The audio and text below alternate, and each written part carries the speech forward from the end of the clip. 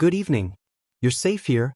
You've arrived at a quiet place where nothing is urgent, and time moves slowly, like snow drifting through lamplight.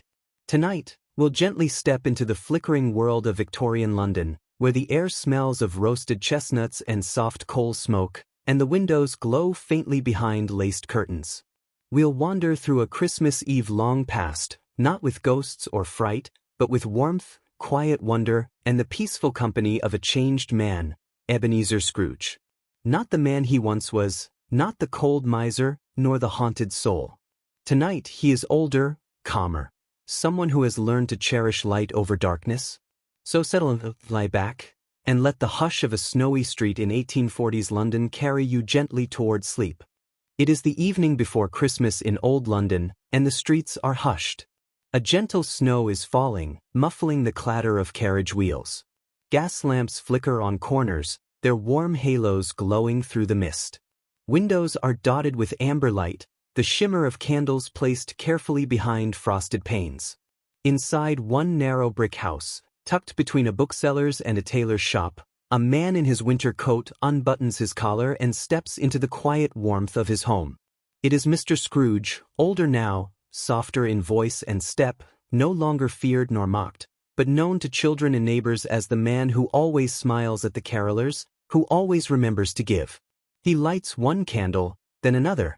The room begins to glow gently, yellow and gold tones painting the wood-paneled walls. The fire in the hearth snaps softly, filling the room with the scent of burning cedar and a quiet, crackling rhythm. Ultra-detailed interior of a Victorian London sitting room on Christmas Eve, lit only by candles and a small crackling fire. Warm yellow-orange glow from wax candles on a mantelpiece, shadows softly dancing on wallpaper.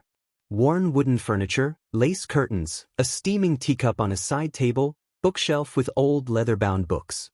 A kindly older man in a robe stands near the hearth with gentle eyes.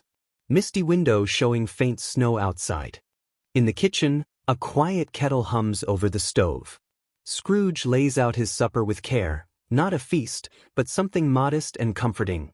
A bowl of onion soup, crusty bread still warm from the bakery on the corner, a little dish of pickled walnuts, and a single mince pie wrapped earlier that morning by Mrs. Cratchit herself. The tablecloth is simple, white linen with a red stitched border, and beside his plate sits a folded napkin and a tin cup of warm cider, laced gently with cinnamon and a hint of nutmeg. He does not eat in haste. Instead, he savors each bite, listening to the low wind brushing against the windows, the ticking of a clock, the occasional distant sound of horse hooves on cobblestone. The room is still, except for the fire, which continues to crackle like an old friend whispering stories. Cozy Victorian kitchen lit by candlelight and fireplace glow.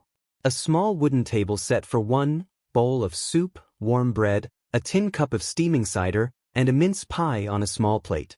Red and white cloth napkin folded neatly. Copper kettle on the stove. Quiet ambience, dark wooden beams and aged stone floor. Window shows soft snow falling outside. Style, warm oil painting realism. After supper, Scrooge retrieves a small wooden box from the sideboard. Inside are the cards he wrote earlier that week, each addressed by hand, sealed with wax, tied with red string. They are for the neighbors, the Cratchits, the grocer's boy who always carries his packages. Each one is signed, simply, with Ebenezer. He places them in a satchel by the door. Tomorrow, he'll deliver them one by one, walking through the streets with a cane and a smile, dropping letters and coins in mittened hands. But for now, he returns to the fire and begins wrapping the last of the gifts, not store-bought toys or polished gold, but little things. A pair of knitted gloves, a handkerchief, a new book of sermons for the vicar. The paper crinkles softly as he folds the corners. Each ribbon is tied slowly, each bow fluffed just so. His breath fogs faintly in the cold air by the window, but he is warm inside. Victorian man wrapping simple Christmas gifts by the fireplace. Wooden table covered in brown wrapping paper, red ribbons, wax seals, and old-fashioned cards. Candle in brass holder flickering beside him. Satchel on the floor filled with handwritten envelopes. Glowing hearth in background, bookshelf, soft textures of wool and linen. Style, storybook realism, gentle warm tones. Later, as the night deepens, Scrooge takes an old tin box from a drawer.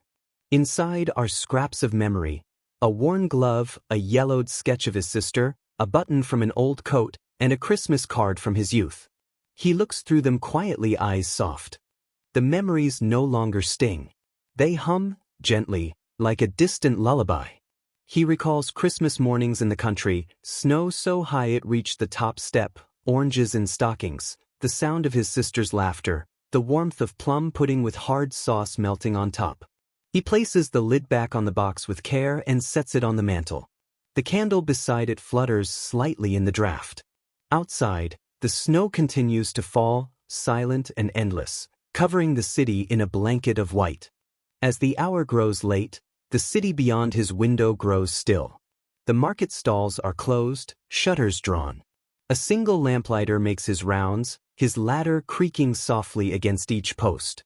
Somewhere far off, a group of carolers finishes a song, their voices fading like candle smoke into the dark. The Thames glimmers faintly in the distance, icy and quiet. The whole world seems to pause, wrapped in stillness. Scrooge pulls the curtains, adds one last log to the fire, and settles into his chair. He pulls a wool blanket over his lap and closes his eyes. For a moment, he simply listens, to the room, to the city, to the peace he once thought he'd never feel. Empty Victorian Street at night, covered in fresh snow. Dim glow of gas lamps, shop fronts closed, footprints soft in the snow. A lone lamplighter at work in the distance, ladder resting on a post. Pale sky, smoke rising gently from chimneys. Warm glow visible in upper-story windows. Style, photorealistic winter night scene. Back in the sitting room, the fire burns low. The candles are nearly out, their wicks curled and golden. Scrooge breathes in deeply, the scent of pine and old paper, and exhales slowly, a small smile resting on his face. He is content, not just with the gifts or the meal or the glowing fire, but with life, quiet and unremarkable as it may seem. In this stillness, there is comfort. In this gentle night, there is grace. He dozes off in his chair, book open on his lap, as the snow keeps falling outside. And so, may your night be just as peaceful. May your heart feel just as warm. And may you too drift gently into rest. Good night.